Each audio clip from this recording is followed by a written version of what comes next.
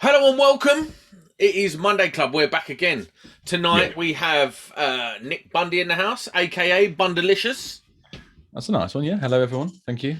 But more importantly, I will move on expeditiously to this week's guest, the electrical intellectual, the consummate professional, the automotive dilettante, the appreciator of all things vehicular, Mr. John Bagley, aka JB Tech from Instagram. Hi guys. I say, John, you've definitely got the best introduction out of anyone so far. Sam, have you got that written down on your screen? Yeah. I thought. Sam, how long does it take to reverse that all day then, Sam? Now, what I do is I get in there about half an hour, and then I'll go through and I use a thesaurus to find out words like I know what I want to say, and then I find out good words, and then I put them all together and I make up an intro. You're welcome, by the way. Do you have a mirror in front of you? No, I've got a camera. No. Oh, God's sake. Listen, anyway, let's get to it right now. This week's topic is what is the best van. Now, I don't think any van is the best van because I hate driving vans. I feel he thinks trucks are better than vans, and everyone listening to this would agree with me and John. Own a van over a truck if you want to be up for a works vehicle. 100%. Yes. Yeah, but do you know what I find about electricians? And this is just straight up facts about electricians. Love carrying stuff. Love having things in their van. Like, I hate it. Hate it. Yeah, but if you were self-employed and did what I did, you would have to do that. Bro, I have to have way more stuff on board my van. I just don't. They're like, oh, you need to get this and this for your van. I'm like, no, I don't. I'll just go to Screwfix. Like, I'm not interested in that.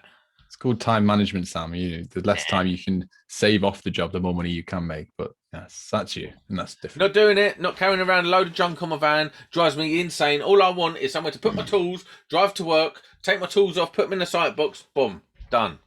But Sam, your background of coming up through the ranks as like an industrial spark, and working for it, you didn't need to carry a lot of materials. It was just mainly your tools and hand tools. Listen, you struggle on the first day. You bring up all your tools on the first day. You dump them. You find a sight box and you claim it for yourself. You wangle the key off someone. Then that all of a sudden, everyone else's stuff gets slung out, and that's your toolbox, and you don't know what anyone's talking about. It's always been mine. What are you talking about? So that's different purposes are differently then, aren't they? Because people like me and Nick, where we have to carry a variety of materials and tools around the place, all over the different customers, we don't know what we're into every day. How many tools does an electrician need, though? Like, you have your bag of If you look in my van, a lot by the looks of it, but often you have a bag of hand tools, a tester, and a couple power tools. Like, you're not carrying around a chop saw and stuff. Relax. Yeah, but when you came to work with us, if you can understand, like a rewire, how many power tools you actually bring in and use. Oh, John's gone. No, hang on. Oh, there you go. Hi, John. Oh, hi, John. Sorry. Oh, Jesus. This is a professional podcast. Very sorry, I do apologise for this. To all the listeners, audio listeners, there, John's he's still here. He's just turned his camera off. But listen, let's get back on topic. Anyway, John, you are here today not for your electrical knowledge, really. You're here because you're somewhat of a a van enthusiast. I'm led to believe. I like my upbringing is commercial vehicles and vans and stuff like that. Cars I have no interest in. So over the years, I have a big knowledge in vehicles, and I go out my way to find stats, figures, and stuff like that. So yes, interestingly, yes, the van is an important factor in all trades and what we do and deliveries. So yes. I bet you had a lot to say when Jordan put his video up. Then, yeah. First one to post up. Did you see it? Yeah. Oh, well, no, I didn't see your comment. No, I didn't watch the video until it'd been out for a few days. Explain a bit about why that van is actually not a VW, is it?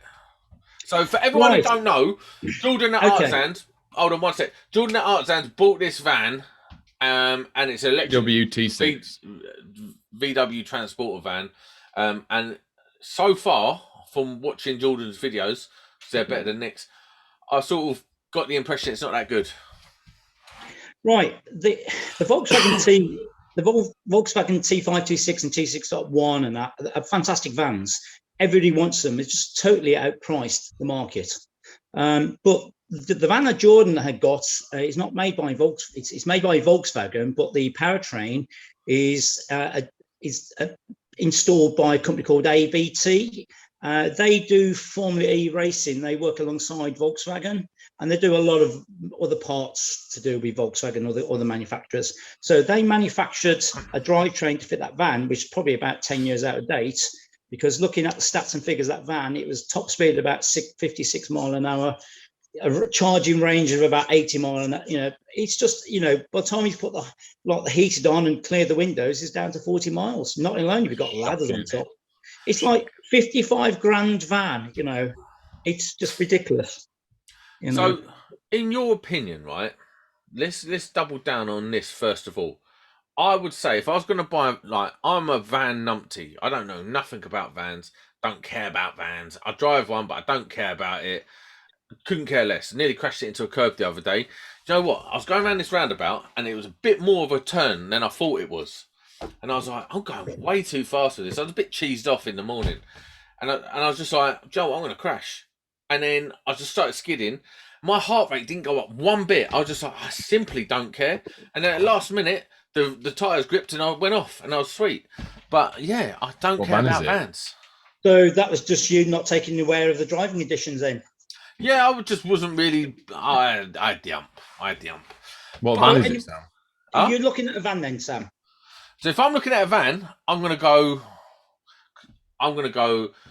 Mercedes, the Mercedes Vito. Yeah, okay. The new ones look really nice. But I want it blessed out with everything. I want leather. I want all this. I'll tell you what, back in the day, one of the first guys I worked with house bashing, he had a VW Transporter Sportline. And at the time, I think it was like 200 brake. Yeah. But they are that now then, Sam. They're still the same. The top end range, the bi-turbo vans are 200 brake, 203 brake now they are on the 2 litre. It was I think that back then was like 35 grand. Like you could have bought a Golf. You could believe it. Well, Mercedes Vito done a sports range van. It used the V6 3 litre diesel engine back as far as 2009, 2008. And that was producing around about 180 brake, 160 brake. And then 2011, they upgraded it to about 200 brake. So I want more. I want 200 nothing. My RAV4 is 200. Then you've got like the chip companies that will add more power and stuff like that. So performance related stuff. But you have to be careful with them chip companies because a lot of the time they put in those they put more boost to the turbo. And they don't really. All they're doing is boosting the turbo and it mullers the engine or mullers the turbo. To be honest, Sam, it's use a reputable one or a rewrite to the to the ECU. Most of the time it alters the map on the pedal because a lot of diesels now are all drive-by-wire, so it just alters the map the way as soon as you hit that pedal it just revs up quicker, so it feels like you're in a sports, more sporty, really. Oh right.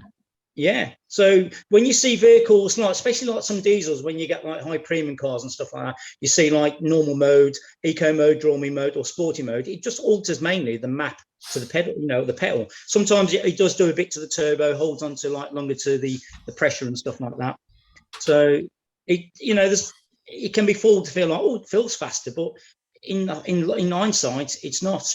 Unless you put it on a rolling road and then you have the maps is adjusted. But then there's 2 types of maps. You either have it for economy, torque, or performance. So it depends what you want for your driving style. Are you the Mark? Hold on, are you the Mark Allison of vans, bro? No, you could say that. Yeah. I thought about doing mine ages ago. My old van was no point, but my new one, I think mine's a Ford Transit Limited, and I think it's about 110 brakes. It's all right, but it's not. That's trampy. Yeah, looking at your Transit, unless it's dressed up a bit, added bits added to it, it's probably a 135, or if it's the same as the S Sports van, which is I think it's about 170 now. The original one's about 157 or something. Yeah, mine's not a Sport; it's a Limited, and then there's a Sport. I've added the wheels and the spoiler and the grille. Oh, I see. So you've put a bit of makeup on it then. Pretty much. I knew what I wanted to do with it. Hold on, Nick. I've got to mock you for this. What grown man goes out and thinks, right, I know what I do. I'll buy aftermarket stuff and put it on my works van. Maybe Well, I'll the lower thing it a little bit. I wanted to just put some weight on, then it soon lowered. The idea was everyone around my areas now. I thought the grey was quite a rare one around my area. I thought I'd get it.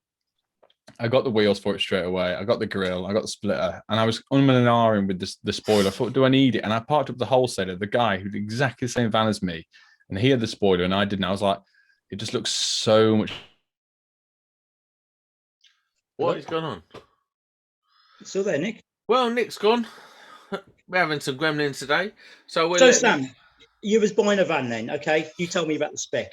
I want all of the luxuries. I want armrests. I want nice cup holders. I want dab. I want everything like that. I want the whole lot. I want fully loaded. And I want it to be peppy, but not too juicy. Right, so you're a family man, aren't you? So you're going to want a combi. No. I have a car. You have a car for that. So this van is going to be purely for work. For work, but remember, like last week I done 1,200 miles. Right, so you want it to be comfortable. Nick, oh, yeah. It's all right. Yeah. So right then, so your lorry or miles are town, city, motorway, both? Motorway, 90% okay. Motorway. Okay. So, and also you want it to be reasonably economical as well, because if you're doing that sort of mileage, you don't want to be doing 25. Yeah. Yeah. The cost of diesel at the moment, it's horrendous. So I paid $169 the other day. I don't look at that. I just look at how much it costs a tank. You know, anything from 80 to 100 quid a time. I'm currently driving a Renault Traffic Sport. Yeah, which is the 1.6, I think, or 1.5. Don't know. It's not bad. Twin turbo. Yeah. It's not bad. It's quite peppy. Like it's not fast, but it's not slow. And like Nick's back pulling silly faces. I've got to rearrange everyone. It's so annoying. And now he's got no audio. He's muted his audio. I don't know what happened. Not just me then tonight. It's never done that to me. I don't know why it just kicked me off. Have you kicked Nick? Is anybody using your internet tonight?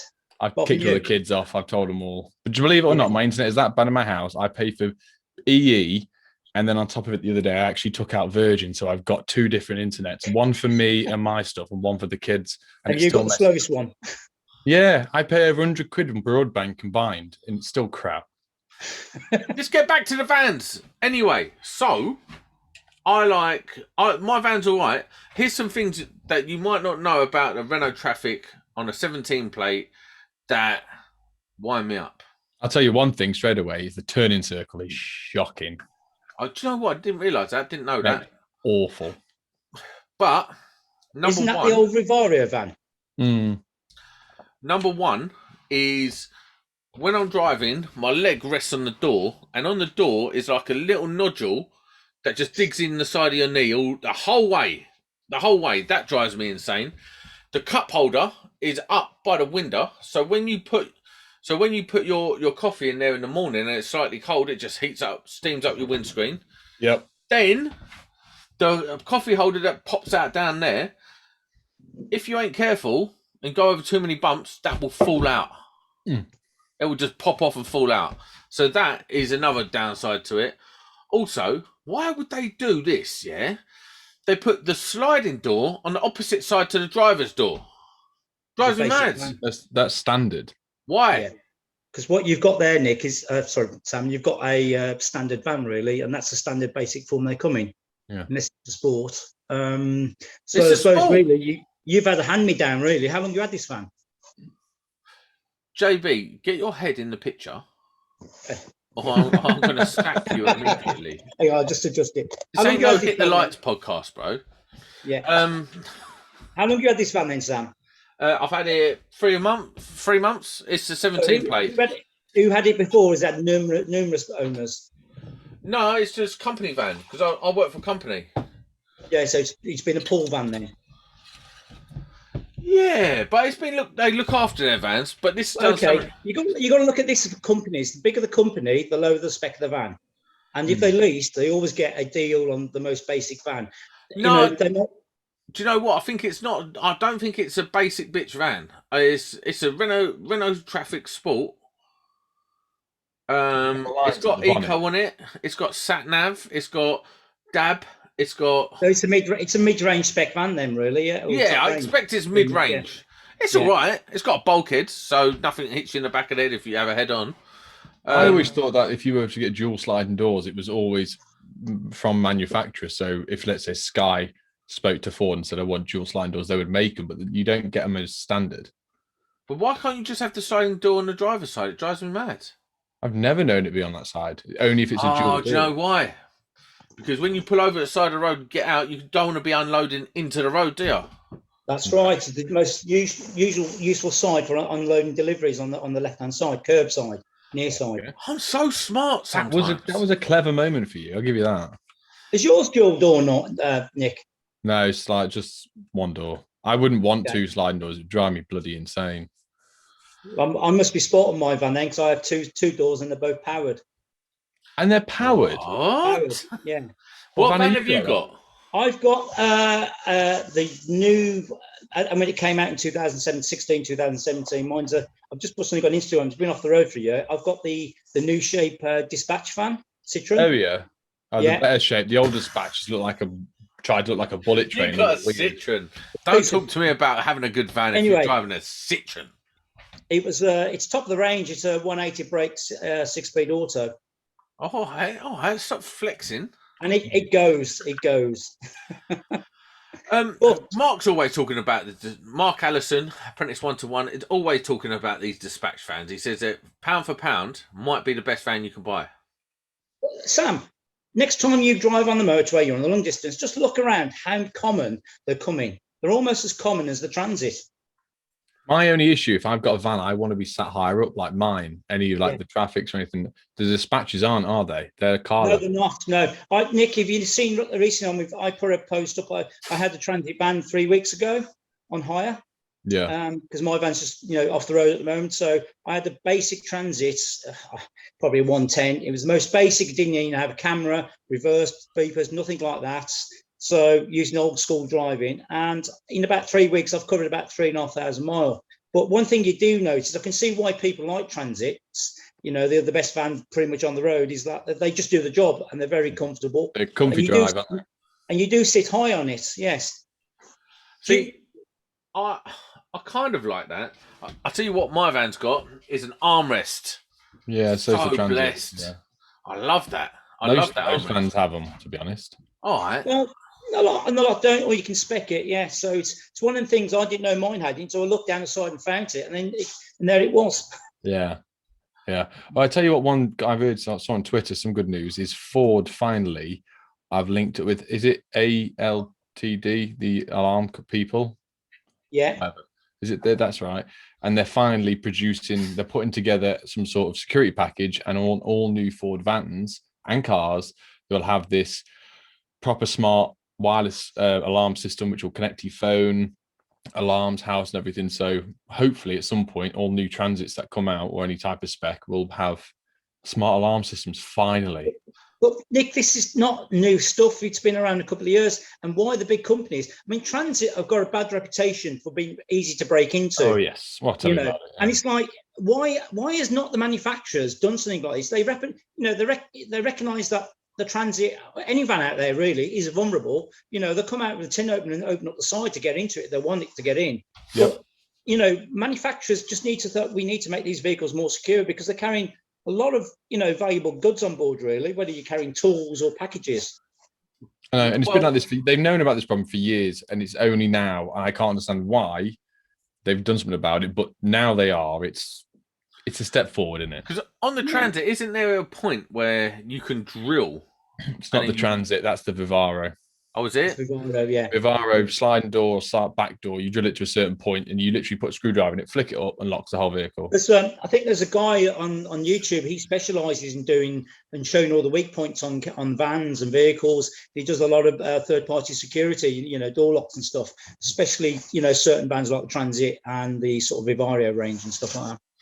Yeah. Having smart tech protecting the van, I think, is probably more preferable than having like a heavier, more robust armor on the van. Like, if you knew someone was trying to get into your van whilst they was doing it, most of the van thieves aren't going to front it out. they're just going to run off. Yeah, all you need, and I've seen, obviously, my van's broken into, 4 times, my old one. I looked into a lot of security systems. My old van, I ended up getting the external deadbolts that literally I had to drill 4 holes in the side of it, drill the back door, drill the sliding door. Once that van went, obviously my new one, it's got internal deadlocks. I had the option to get slam locks, but I can imagine that would just drive me insane. You slam the door for a second, you need to go back in. Do you know what with those locks is? They cause so much damage. So my van that I've got now was another person's van at the company, and it got broken into, and it cost like £4,000 worth of damage because they tried to peel the door back, the sliding door, but where it had the slam lock, mate, it just killer as well. Yeah, done everything. There's that, and I got tagged in something the other day, and I was about to buy it for my van just to do a video on it. It's you imagine you're inside the van on the back, you click a button and it literally, this massive bar crosses itself and it locks internally so you can't peel the doors. It's got armor plating on all the door rims, which was great. But my question is, deadlocks. Yeah, but these things are like vaults. It was massive. You would never get into it, but you get to a stage where someone goes, well, I can't bend the door, I've got a hole on the roof. But if the power went off, I didn't look into it too much. If you ever got a mistake with the remote, you'd never get into your bloody van. Yeah. Like they would stay unlocked. But the thing is, go on, sorry, mate. No, go on. Yeah, the thing is that you add in all this to the van, and it's the damage they do trying to get into it, and then before you know, there you go, £4,000 worth of damage. Your van's off the road for a month. You're in a hire van, so it's not if they don't get into your van, it's just the damage they cause to the vehicle. I know, and this is what I've always said: if someone gets into mine, I'd rather them take the stuff, replace that, than fix the van. And I know a very well-known electrician that me and Sam know, where he would happily empty his entire van and he leaves the van unlocked. So if someone wants to go in there, they can open the sliding door, see nothing in it, shut it, go away. Obviously, your insurance is invalid if they steal it. No. So anyway, we're going off topic here to vans. So Sam, you were going on about high-spec vehicle earlier, purchasing, yeah? I like this. We jumped about 16 conversations. Yeah. No, it's brilliant. It's brilliant. This is a conversation. This is how it goes. What I wanted to just quickly say before we go back to high-spec vans is insurance, tool insurance. Now, me and Nick have both repped for Rhino tool insurance. Rhino trade insurance. Rhino trade insurance. And whilst they're really good, all tool insurance is very difficult to get paid out on. Yes. I can't comment with this, and I've asked the question with this. I'll jump in because I said to, this is Troy, who is the director of Rhino, obviously speaks to him all the time. When I was getting stats for a video, I said I'd love to be on board at one point when someone has their stuff nicked, is go through the process with that person and see what the payout is, if they need receipts, so they can do that. And we're in the works with it. We spoke about this last year, so I can't comment because I've never claimed against toll insurance, but I've heard it's an absolute pig. If you don't have the right receipt at the right time or the right shade of colour, you don't get the money. Then what I've heard is they replace it not like for like. They just give you the value of its second-hand value. Yeah. So they don't give you the value of, say you've got a Bosch set that costs £1,000, but only costs 250 quid to renew. To buy second-hand, that's what you get is the 250 quid. You don't get the new value of tools. I'll ask Troy and see what he says about this. We'll get him on the podcast and you ask him and just see where it goes. Nick, obviously rates vary and what you're paying per premium on tool, protection and stuff like that. I haven't got it this time, but I will be taking it out again. So we'll look at Rhino insurance on that. Yeah. But I have heard through the industry and people with vans where they've been broken into and they've taken a couple of grand's worth of their tools and power tools and stuff like that. And it's going to cost them out of pocket expensive, anything between 1,500 and £3,000 to replace certain, materials tools you've built up over the years. Because you're not just using standard tools, you've got tools that are specialist to what you do in your trade, really. And one of the things they say is what it is good for is it's not a total loss. You will get something back from your insurance company. That's important. But you won't get you won't get it all back. Nick's dead again. You won't get it all back from them. So you may recover 50% of the cost of your tools, because there's no value you can put on my hand tools. There's stuff I've built up over the years that I've sort of come across and found, and all those little bits and pieces. More so for people like carpenters who've made their own tools and stuff like that, and specialist tools. Yeah, it's a big problem. But if we get back to vans for a second, Nick's gone again. Brilliant. If we go back to vans for a second, if you had to pick out one van that is pound for pound sits above the rest, what van is it, and why does it sit above the rest? Well, that's a hard one, really, isn't it? On that, Sam, because it's like I do like the Ford Transit, but I could have one tomorrow, but I don't want one. The Volkswagen brand is a very good van, but it's got a massive following, and it's just paying premium prices for anything aftermarket. But what type of vehicle I use for, and the way I treat a van, really, I'm not very sort of like I don't wash it every weekend or anything like that. It does a lot of mileage, gets serviced well. I think the French brands do good value for van when you look at it. What they like to my thing with French cars is I grew up, so I started driving in the 2000s. Yeah. So French cars are notorious for being pigs to work on. So whenever you went to a garage, they would go, it's French, mate. It's going to cost you 3 times the price because they do everything backwards. You have to have a special tool to open up one bolt. All that sort of stuff. Well, let me tell you this, Sam. Did you know most of the drivetrains that are produced are through like the Stellantis group, which is now the Peugeot Citroën group, which are they're in lots of 5 different brands of vehicle. They're in Vauxhalls, they're in Fords. So when you say mechanically, it's not just the French. A lot of the vehicles on the road today share the drivetrains from all different vehicles. So a good friend of mine, Jacob, he is a mechanic. And whenever he sees an A-Class, he shakes his head. An A-Class Mercedes. Like these ones, the entry-level A-Class. He goes, yeah, that's a Renault Megane. And a lot of them use the Renault if you take the plastic cover off the engine, it says Renault. Yeah. All the pipes say Renault, and all the brakes are Renault. Yeah, it's the same as the Nissan drivetrains as well. They're Renault drivetrains. Yeah. And it's same as like the new sort of Vauxhall Vivario and their combi vans. It's all Peugeot bits. It's all Citroën, Peugeot, Stellantis group bits. So it's all the same. Ford are using their own engine type. They are through the range, but that engine's in like the Land Rover platforms and also the Range Rover and stuff like that. So the 2-litre range. Could you imagine if Range Rover ever bought a van out? Could you imagine? Oh, that like Defender styled van. Nick, have you seen the new Defender? That's what I get that. That'd be sick. Oh, mate, what the new Defender? If they done a van Defender, that'd be amazing. It will happen. That's such a good looking car.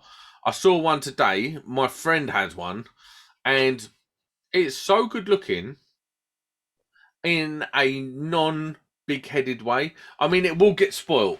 Every mum in Chelsea will have one, but the reality is, it's a very good looking car, and it just appeals to men.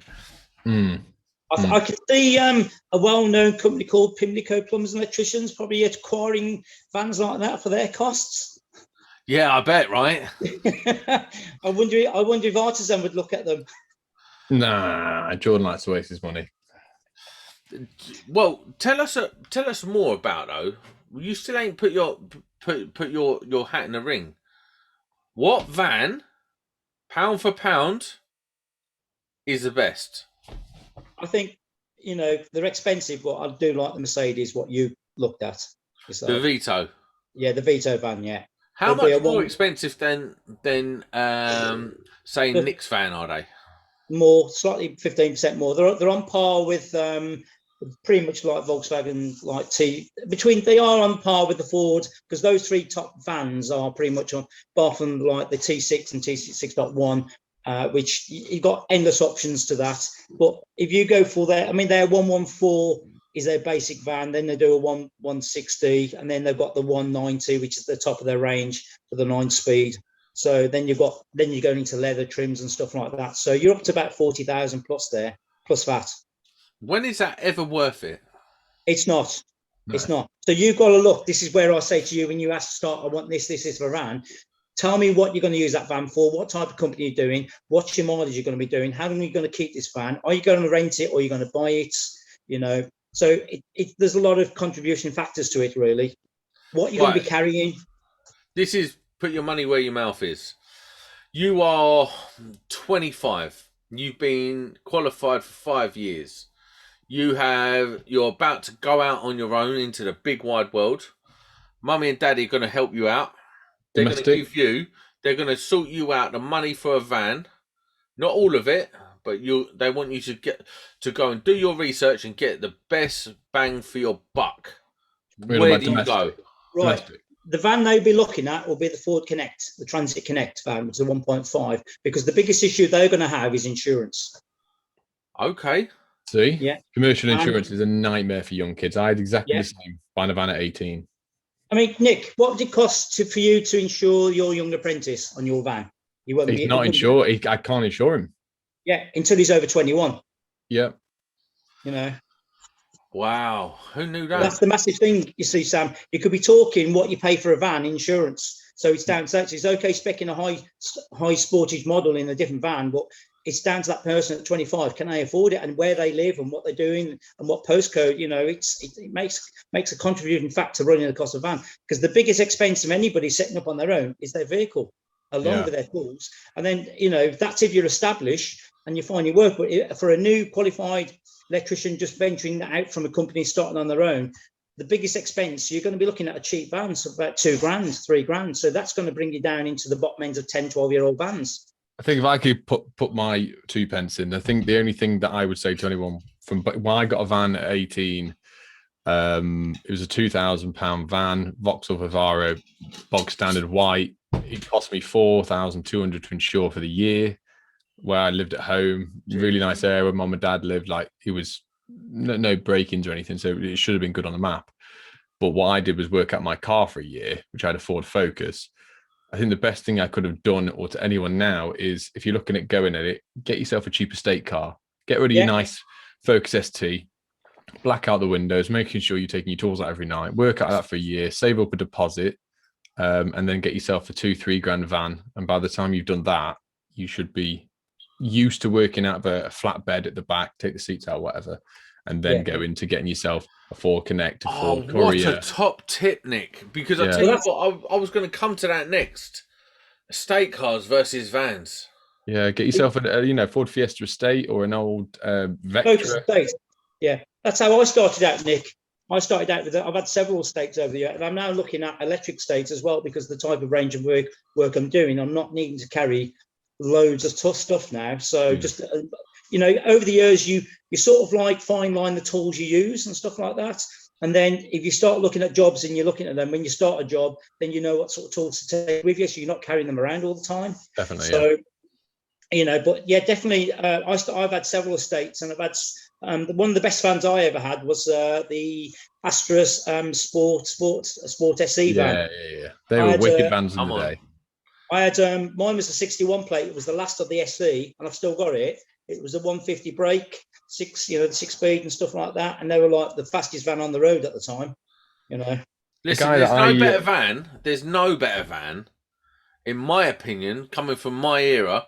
Remember, Nick won't remember this magazine, the Max Power magazine. Yeah, no, I used to work with a guy on site, and his name was Stretch. His nickname, he had a really long neck, but his surname was Power. He was massive into cars, and he had a son.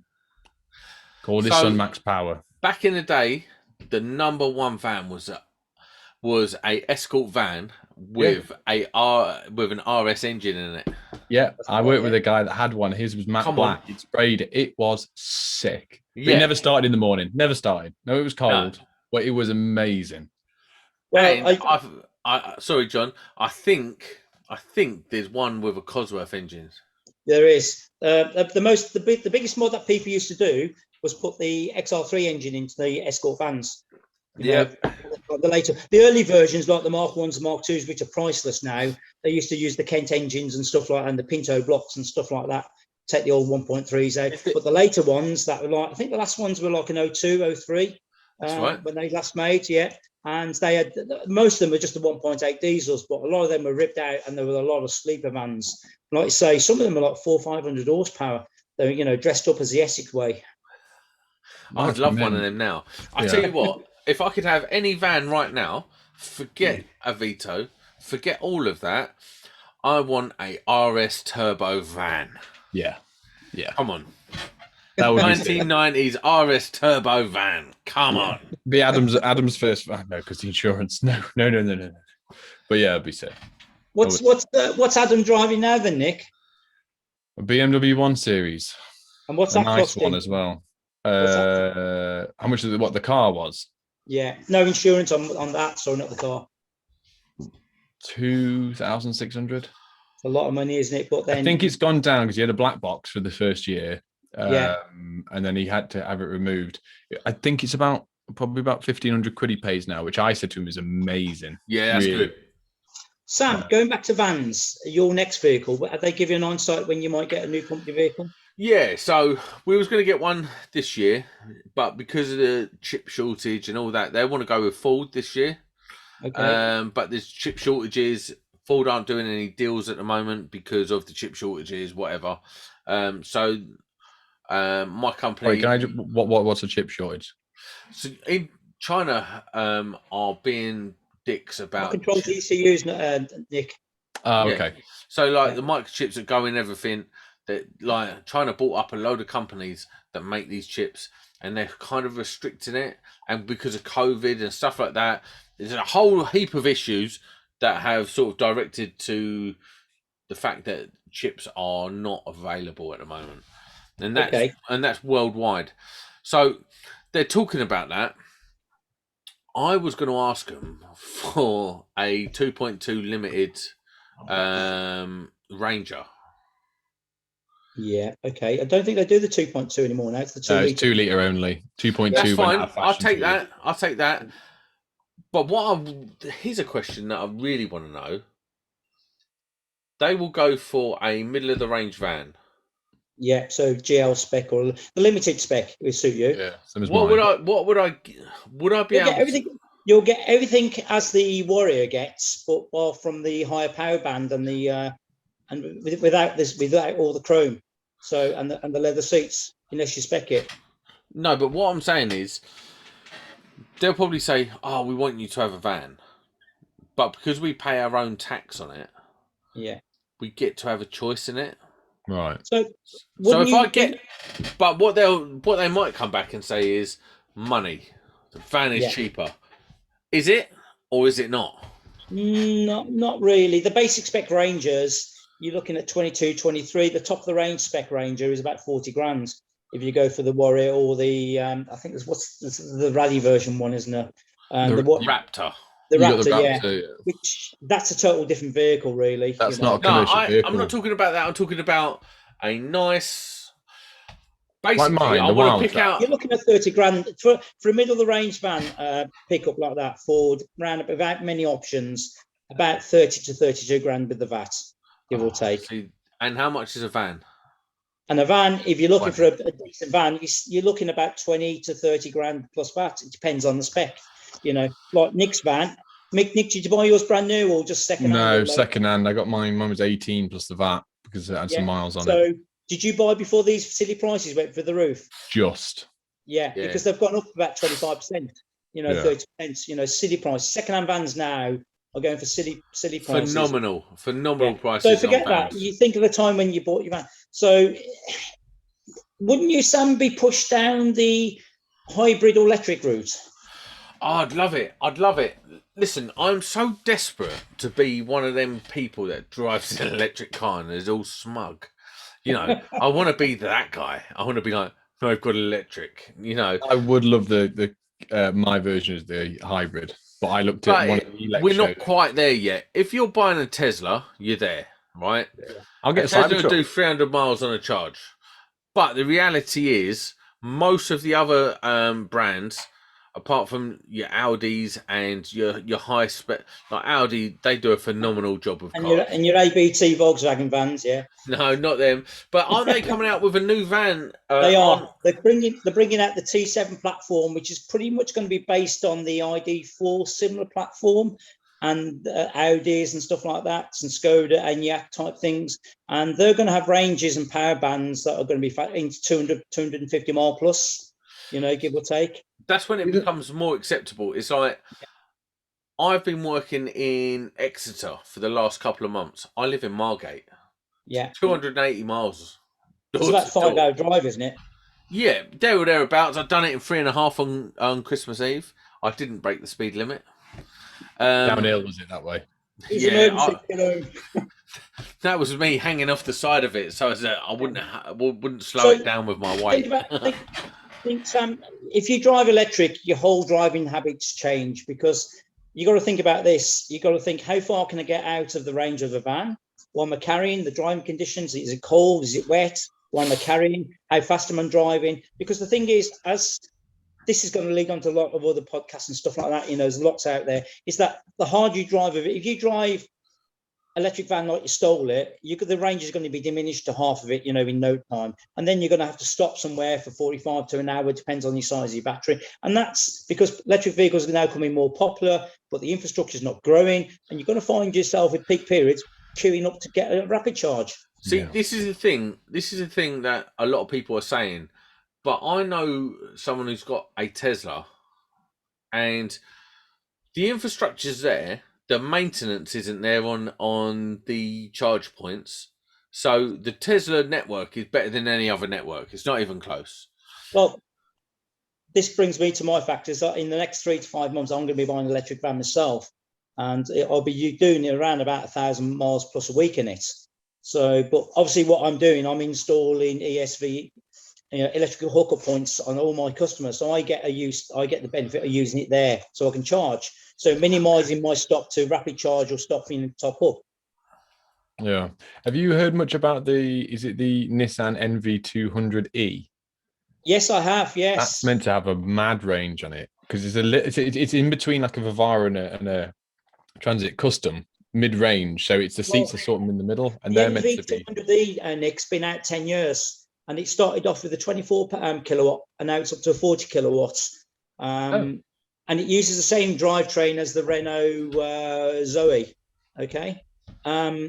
It's a lot of people have looked at it. I've looked at it, and it's not up to the job. The vans I'm looking at the moment are the e-Delivery 3, the Chinese brand, which seems to have a good range and good spec for what it is, and cost as well with the government grants. Or I'm looking at the Stellantis Berlingo or the Combi van, which still has anything a range of 150 to 175 on a 50 kilowatt. Now, yeah, your biggest vans like the Vivario van, which is they've got a 50 kilowatt and a 75 kilowatts, and you'd be lucky to get 200 range on the larger battery, because it's quite a heavy van, really. So you need a van really that can do anything up to 3.5 kilowatts, miles per kilowatt and stuff like that. Is this where a pickup becomes better? Like the pickups, you look at the Rivan. Is it the Rivan? The Riven. You've got Rivan. You've got Ram bringing one out. Ford Ranger F-150 are coming out, and that seems to be the top van. You've also got Teslas like truck as well. Yeah, Cybertruck, but that's just been knocked back to 2023. And one of my customers is ordering one of them as well. He's just put a big deposit down, and yet again he's going to have to wait another year. When they're going to launch it, I don't know. I'm not being funny. I got quite into that Riven. Is it Riven? I can't remember what. Yeah, the Rivian. Yeah. Now that is, 1, looks awesome. 2, is packed with features. 3, does 0 to 60 in 6 seconds, and has a range of 300 miles. Yeah, that's the thing with most electric trucks now. Will all be duplicates. Like the Lightning F-150, the Ford one, it's pretty much got identical stuff to yours. Most of them now just have the different chassis. Like they will all do roughly the same. Yeah, this is what I'm getting at. It'll be using European style motors and drivetrains, because what comes out in America apart from Tesla, they use totally different drivetrains over here to suit our markets and roads. Really, I'd love an F-150 Lightning. Oh, Oh, they're so mate. big though. They are so big. It makes my Yeah. car look like a toy. Do you know when I borrowed the Isuzu D-Max? I'd park it up and I'd be like, this is so ridiculous, because it was jacked up and it was had tiger stripes all over it, or zebra stripes, whatever you want to call it. And I remember walking out of the services, coming back from seeing Nick and Amy and whoever else, and I was walking back to, I was like, hope no one sees me get into that. It was so ridiculous, but I loved it. Yeah, one of them little steps, Sam, to get into it. Yeah, like honestly, it made me feel like a child again. Like it was like, you know Christmas, when you get a remote control car for Christmas and it's like fast and it's awesome looking, and even when the battery runs out, you just sit there looking at it like, I love this. That's what I was like with this D-Max. It was so awesome. It was ridiculously looking, but it was cool. It was cool, and I would be looking at it, and I walked up to it, and I was like, "It's ridiculous." Even for me, I'm a ridiculous fat man, and I walked up to it, and I was like, "This is ridiculous." So I'm a lover of trucks, and I'm a lover of ridiculous vehicles, but the F-150 is huge. Yes, It's 2 parking spaces in the UK. Mercedes do a pickup truck. They I think they use it the same as the It's Nissan. a Nissan. Yeah, it's Nissan Navara. Yeah. There's It's a a guy Nissan around my Navara area. with a Mercedes interior, but everything else is a Nissan Navara. Yeah, but the higher spec, they've got, I think they put the 3-litre diesel in it on the high spec ones, on the 350. But the Nissan Navara, didn't they used to snap? Yeah, The chassis would snap. The older ones, yes, I think they used to call them the D24s or something like that. Yeah, they were known for them between the cab and the load bed. The chassis used to rot there, and a lot of them used to sort of, depends on how they were used, how old and treated and stuff like that. Yeah. See, the one thing about having a truck that I really love, and it's because I'm a child. So where I live is the sea and fields, like just farm fields. And I was driving along, and I had my wife, my young child at the time, she was like probably not even 1, and I drove straight into the field. We're going along the road, and I was like, watch this, babe. And I had all-terrain tyres on it and everything. And I drove straight into the field, and I was driving around the field like, look, babe, we can go anywhere. And I was so happy that I can go anywhere in it. And then all of a sudden, someone pulled over and was like, "Oi!" And so I drove over to him. I was like, leaning out the window, and honestly, I looked like a gypsy. I leaned out like a traveller. And I was like, "What's up, mate?" And he goes, "That's my field." I was like, "But I've just got this. It's awesome." And he went, "Yeah, it's a good truck. It's a cool truck, but you can't be on my field driving around like a lunatic." I was like, "Fair enough." And I drove out, and you know that ability to go anywhere just sells trucks to me. That's why trucks are better than vans. You look at all kids that have had like Tonka toys or growing up cars and that, and you see a nice looking truck, and I've noticed it myself because I've had various pickups and nice, 4-wheel drive vehicles over the years. And you pull up in one that's suited, a nice set of wheels and lifted, and the amount of people stop and look at you, it gets more attention than like a Ferrari or something like that. Well, we were talking earlier, JB, about people messing with high value cars. So a very good friend of mine, he owns an Aston Martin V12. You know the new V12 one? Yeah. Well, it's about a year old.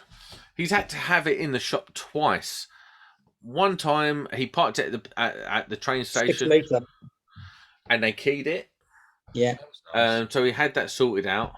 And then the second time, someone has stuck something through the front, between like the front, the front bumper and the splitter and all that, and yanked it up and done the bonnet.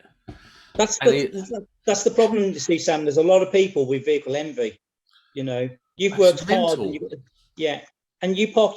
It's like owning a flash car is harder than owning a decent van. That's why I would have a van over cars any day, because you couldn't take this car anywhere. You couldn't leave it on its own. You couldn't go out to the pub, couldn't take anybody out because knowing the fact that you come back to it, if you went to Tesco's in it, you'd have to park to the farthest side of the car park because there's some knobhead that park next year. Mate, I do that. Listen, I bought a 2009 RAV4. It was mint condition, right? Mint condition. And I loved it. It's one of my favourite vehicles I've ever bought. It's got 180 brake horsepower. It's been chipped, whatever. It's got basically 200 brake horsepower. And when I first got it, I would park it away from everything else because it was mint condition. I know it's only a £3,500 car, but before you knew it, it had dings in the side because people just open their car doors on stuff. People don't care. I know this is the thing. I've always thought never buy a new van or a new car. The truck's different, but if I was to take my van around where I live and go to all the little villages around or through all the lanes, 9 out of 10 times I'm stuck in a hedge with a tractor coming past or whatever. Yeah. If my van's got a fair few scratches on it now, one of the worst one was that's on the side is I got out of the van next to a fence, and as I was going like this trying to get out, my screwdriver was hanging out my pocket and run about a foot long deep scratch down my panel. I was like, looked at it and just went, oh well, it's just a works van. And that's just the mentality of it's a van, it's a workhorse. As I say, Nick, your first scratch is your deepest. As it was. Oh, it was. But, and the thing is, Nick loves his van. He loves his van so much. I love it. I cleaned it today. I didn't clean it. I paid someone to clean it. But I've never been a vehicle person. Like, I like the look of it. I like using it. You know, it is what it is. But if you were to give me an old Ford Focus to drive around in as a family car, it wouldn't bother me. It's quite funny that the past year, till recently, because my van's been off the road, I've always had the third vehicle as a runaround. So place the van use because the sort of mileage I'm doing, you know, if I was local, it's not a problem. But as I'm like up and down the motorway, Harrogate, the South Coast or whatever, so I've always had the third vehicle that I could just transfer some tools over, jump in, and away I go. Yeah. So I've been using. I've had I think it was an 08 plate Vauxhall Vitara. And it was a diesel. It does the job. It had no tech on it at all. But it was one of them vehicles. You were not bothered where you went, where you park it, whoever opened doors on it, just wasn't bothered because it was only a £2.5 car. Yeah. So £3 car. Obviously now I've got to revision it now because it's broke. But I've had my money's worth out of it. But there is a big difference when you do own like a £30,000 van, and you're thinking like not just worrying about what you're carrying. You've got a nice paint job on it. It's nice and gleamy. Like my van's black and it's got dents all over it. But black's the worst colour though. Yeah, black's the worst colour. You know, so you can see why white vans are so common because they hide the scratches. Yeah, I had a black Ford Fiesta, XR. It wasn't an XR2i. What was it? It's a Ford Fiesta Sport, and it was basically the XR2i but without the i, so it was carb. So it was an XR2 then, yeah. No. Nice one. No, it wasn't. It was a Mark III Fiesta with and it had rally carbs, whatever. And one day I cleaned it, and I was cleaning it. You know when you do when you're a youngster, you clean your car every other day. You can't believe your luck. You're polishing out. And I remember just getting more and more disappointed as I went through it. And I was like, there's a ding, there's a ding, there's a scratch, there's a ding. And as you went round it, you just see more and more dings. So you're depressed by the end of it? So depressed, you're like, my car's basically a shed. I hate it. But the reality is, after that, I never washed my own car again. No. I just went to the hand car wash and paid £5. Yeah. And that is us tonight. Oh, wow. That's gone quick. Monday Club. We're out.